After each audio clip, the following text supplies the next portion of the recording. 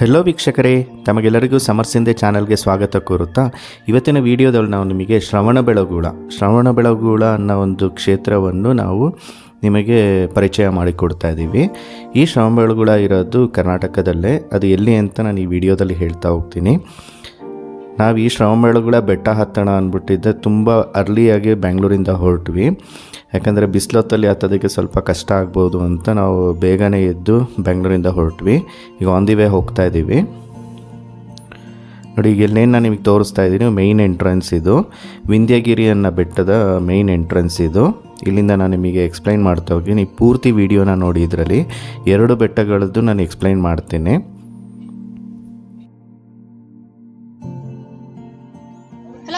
Welcome to my channel. ಇವತ್ತು ನಾವು ಒಂದು ಟೆಂಪಲ್ಗೆ ಬಂದಿದ್ದೀವಿ, ಶ್ರಾವಣಬೆಳಗೊಳ. ಎಲ್ಲರಿಗೂ ಗೊತ್ತಿರೋ ಇದು ಗೊಮಟೇಶ್ವರ. ನಡೀರಿ ಬೆಟ್ಟ ಹತ್ತಣ್ಣ ಅದು ಹೇಳ್ಬೇಕಾ? ಏನು ಹೇಳ್ಬಾರ್ದು, ಇವತ್ತು ಬೆಟ್ಟ ಹತ್ತುತ್ತಾ ಇದ್ದೇನೆ. ಇದು ನನ್ನ 5ನೇ ಬೆಟ್ಟ ಹತ್ತಿರೋದು.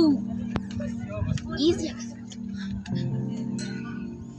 ನಮ್ಮಪ್ಪ ನೋಡಿ ಹೊಸ ಗಿಮಿಕ್ ತಗೊಂಡ್ಬಿಟ್ಟಿದ್ದಾರೆ.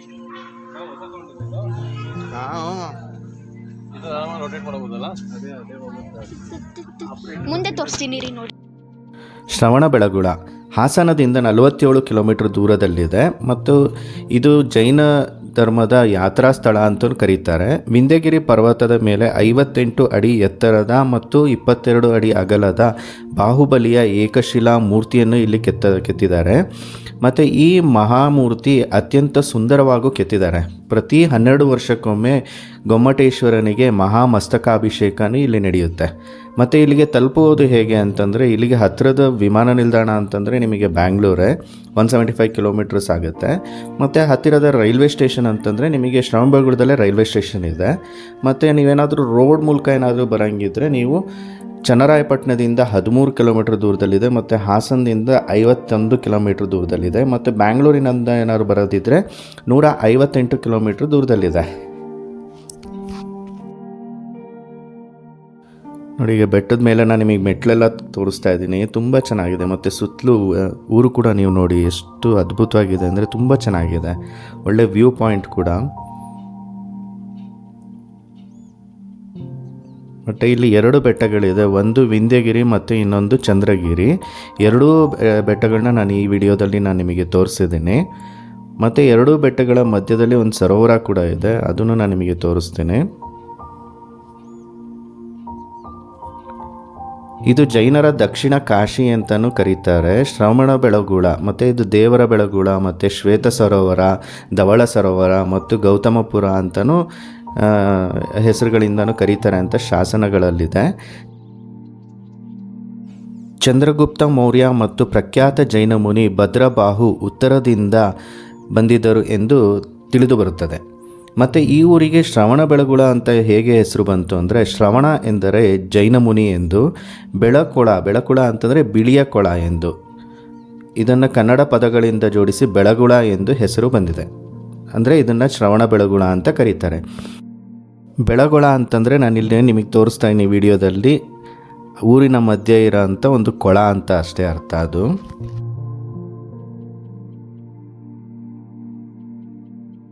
ಮತ್ತು ಈ ಬೆಳಗೊಳ ಗ್ರಾಮವು ಒಂದು ದೊಡ್ಡ ಮತ್ತು ಚಿಕ್ಕ ಬೆಟ್ಟಗಳ ಮಧ್ಯೆ ಇದೆ. ದಕ್ಷಿಣದಲ್ಲಿರುವ ಬೆಟ್ಟವನ್ನು ದೊಡ್ಡ ಬೆಟ್ಟ ಅಥವಾ ವಿಂಧ್ಯಗಿರಿ ಎಂದು ಕರೀತಾರೆ. ಮತ್ತು ಮತ್ತೊಂದು ಚಿಕ್ಕ ಬೆಟ್ಟಕ್ಕೆ ಚಂದ್ರಗಿರಿ ಅಂತಲೂ ಕರೀತಾರೆ.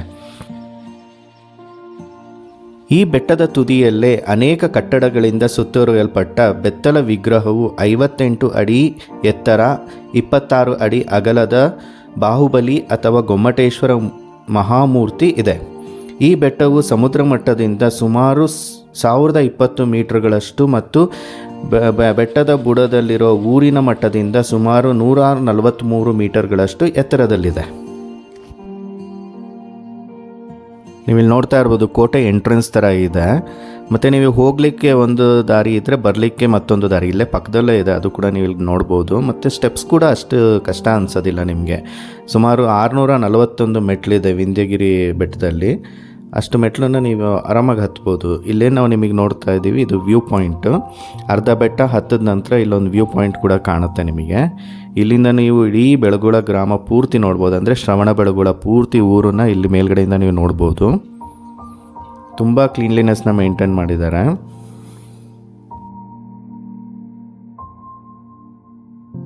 ಇಲ್ಲಿ ಏನಾದರೂ ಮೆಟ್ಲು ಏನಾದರೂ ಹತ್ತೋದಕ್ಕೆ ಆಗೋದಿಲ್ಲ ಅಂತಂದರೆ ಇಲ್ಲಿ ಡೋಲಿ ವ್ಯವಸ್ಥೆ ಕೂಡ ಇದೆ. ಡೋಲಿ ಅಂತಂದರೆ ನಿಮಗೆ ಈಗ ವಯಸ್ಸಾದವ್ರು ಯಾರು ಇದ್ರು ಅಂದರೆ ಮೆಟ್ಲು ಹತ್ತಕ್ಕೆ ಆಗಲ್ಲ ಅಂತಂದರೆ ಅವರಿಗೆ ಡೋಲಿಯಿಂದ ಕರ್ಕೊಂಡು ಹೋಗ್ತಾರೆ. ಅಂದರೆ ಡೋಲಿ ಅಂದರೆ ನೀವು ಚೇರ್ ಮೇಲೆ ಕೂತ್ಕೊಂಡ್ರೆ ಈ ಕಡೆ ಆ ಕಡೆ 4 ಜನ ಮೇಲ್ಗಡೆ ತನಕ ಕರ್ಕೊಂಡೋಗಿ ದರ್ಶನ ಮಾಡಿಸಿ ಕೆಳಗಡೆ ಕರ್ಕೊಂಬಂದು ಬಿಡ್ತಾರೆ.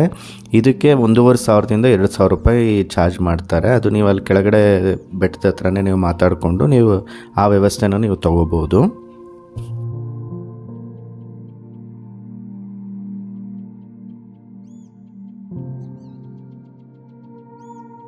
ನೀವು ಮೆಟ್ಲು ಹತ್ತು ಹೋಗ್ಬೇಕಾದ್ರೆ ನೀವು ಇಲ್ಲಿ ಹಳೆಯ ಶಾಸನಗಳನ್ನ ನೋಡ್ಬೋದು.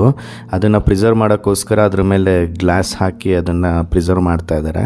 ನೀವು ಅದನ್ನು ಕೂಡ ನೋಡ್ಬೋದು. ಮತ್ತು ಮೆಟ್ಲುಗಳು ಕೂಡ ಅಷ್ಟೇನು ಕಷ್ಟ ಇಲ್ಲ, ನೋಡ್ಬೋದು ನೀವು ಇಲ್ಲಿ ತುಂಬ ಈಸಿಯಾಗಿ ಮೆಟ್ಲು ಹತ್ಬೋದು.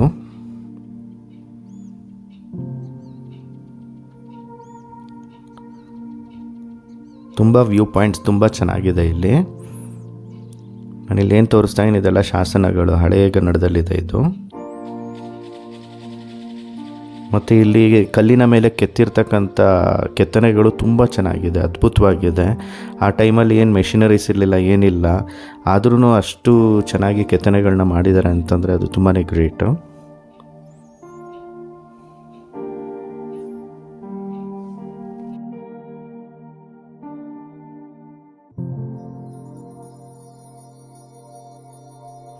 ಇಲ್ಲಿ ಕಲ್ಲಿನ ಗೋಡೆ ಮೇಲೂ ಕೂಡ ನಾವು ಕೆಲವು ಶಾಸನಗಳನ್ನ ನೋಡ್ಬೋದು.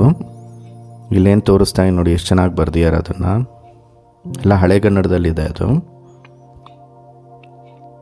ಮತ್ತು ಇಲ್ಲೆಲ್ಲ ಕೆಲವು ಕೆತ್ತನೆಗಳು, ಆ ಕಂಬಗಳು, ಕಲಾಕೃತಿಗಳು ತುಂಬ ಚೆನ್ನಾಗಿದೆ. ನೋಡಿ ಎಷ್ಟು ಚೆನ್ನಾಗಿ ಕೆತ್ತನೆಗಳನ್ನ ಮಾಡಿದ್ದಾರೆ. ಎಲ್ಲ ಕಲ್ಲಿನಿಂದನೇ ಮಾಡಿರ್ತಕ್ಕಂಥ ಕೆತ್ತನೆಗಳು.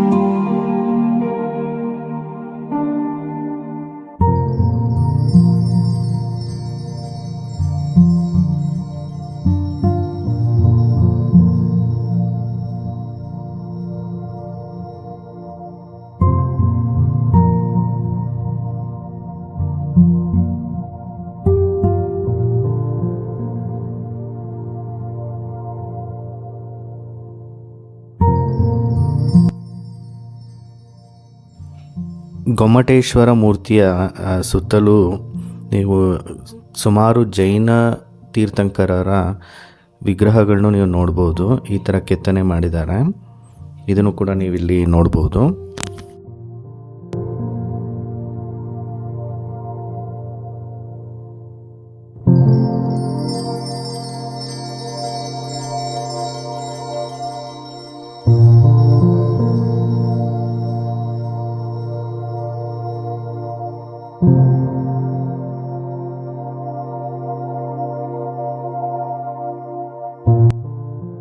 ಇದೇ ನೋಡಿ ವೀಕ್ಷಕರೇ, ಜೈನ ಸಂತ ಬಾಹುಬಲಿಯ ಏಕಶಿಲಾ ಮೂರ್ತಿ.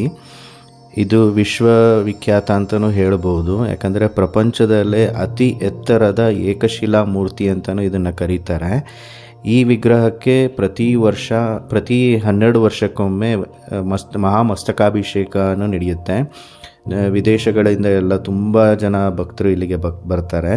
ಮತ್ತು ಜೈನ ಧರ್ಮದವರು ತುಂಬ ಜನ ಇಲ್ಲಿ ಬರ್ತಾರೆ ಆ ಮಹಾಮಸ್ತಕಾಭಿಷೇಕ ನಡೆಯೋ ಟೈಮಲ್ಲಿ. ಈಗ ಲಾಸ್ಟ್ ಆಗಿದ್ದು 2018ರಲ್ಲಿ ಮಸ್ತಕಾಭಿಷೇಕ ನಡೆದಿತ್ತು. ಈಗ ನೆಕ್ಸ್ಟ್ ಆಗೋಂಥದ್ದು 2030ಕ್ಕೆ ಮಹಾಮಸ್ತಕಾಭಿಷೇಕ ನಡೆಯುತ್ತೆ. ಸಾಧ್ಯ ಆದರೆ ಆ ಟೈಮಲ್ಲಿ ನೀವು ಭೇಟಿ ಮಾಡಿ ಒಂದ್ಸಲಿ ನೋಡಿ, ಅದು ತುಂಬ ಚೆನ್ನಾಗಿ ನಡೆಯುತ್ತದು. ಈ ಕ್ಷೇತ್ರದ ದೇವರಾಜ್ ಅವರಿಂದ ನಾವು ಇಲ್ಲಿನ ಕೆಲವು ವಿಶೇಷಗಳನ್ನ ತಿಳ್ಕೊಳ್ಳೋಣ. ಬನ್ನಿ ಹಾಗಾದ್ರೆ ಅವರಿಂದನೇ ತಿಳ್ಕೊಳ್ಳೋಣ. ನಿಮ್ಮ ಹೆಸರು ಸರ್?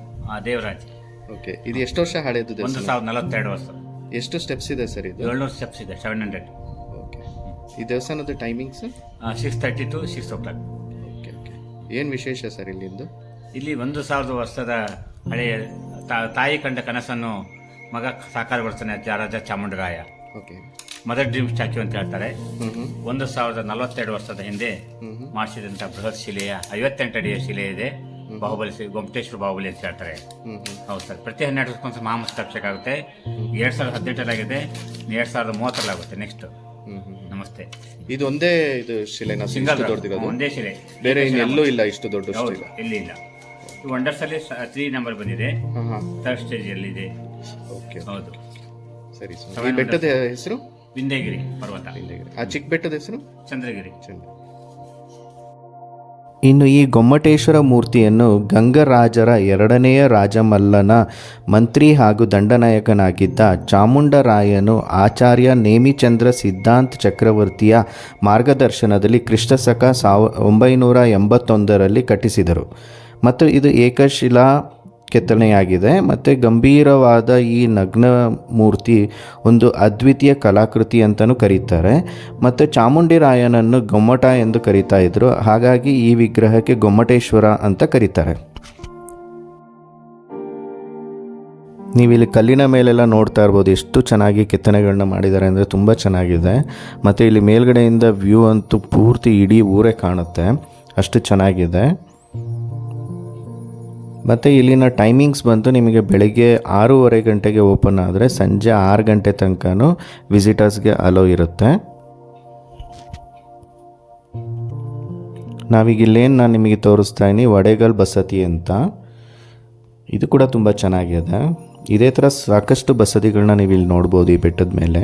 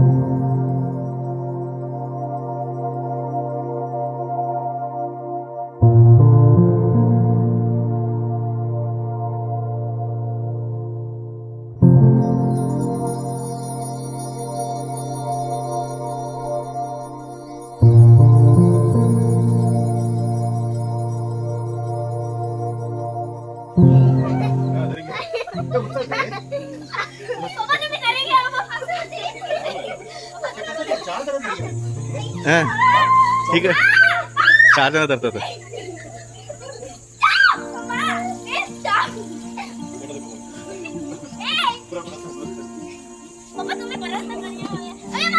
समझ ಇಷ್ಟೋ ತನಕ ನಾವು ವಿಂಧ್ಯಗಿರಿ ಬೆಟ್ಟನ ನಾವು ನೋಡಿದ್ವಿ. ಇವಾಗ ಚಂದ್ರಗಿರಿ ಬೆಟ್ಟನ ನೋಡ್ಕೊಂಬರೋಣ. ಈ ಬೆಟ್ಟ ಕೂಡ ನಿಮಗೆ ದೊಡ್ಡ ಬೆಟ್ಟ ಅಂದರೆ ವಿಂಧ್ಯಗಿರಿ ಬೆಟ್ಟದ ಎದುರುಗಡೆನೇ ಇದೆ. ಇದನ್ನು ಚಂದ್ರಗಿರಿ ಬೆಟ್ಟ ಅಂತ ಕರೀತಾರೆ, ಚಿಕ್ಕ ಬೆಟ್ಟ ಅಂತಲೂ ಕರೀತಾರೆ. ಇದು ಸಮುದ್ರ ಮಟ್ಟದಿಂದ ಸುಮಾರು 931 ಮೀಟರ್ಗಳಷ್ಟು ಎತ್ತರದಲ್ಲಿದೆ. ಮತ್ತು ಇಲ್ಲಿ ನೀವು ಒಂದು 13 ಜೈನ ಬಸದಿಗಳನ್ನ ನೋಡ್ಬೋದು. ಇಲ್ಲೇ ನಾನು ನಿಮಗೆ ತೋರಿಸ್ತಾ ಇದ್ದೀನಿ. ಈ ಚಿಕ್ಕ ಬೆಟ್ಟದ ಬಗ್ಗೆ ಎಲ್ಲ ಡೀಟೇಲ್ಸ್ ಕೊಟ್ಟಿದ್ದಾರೆ.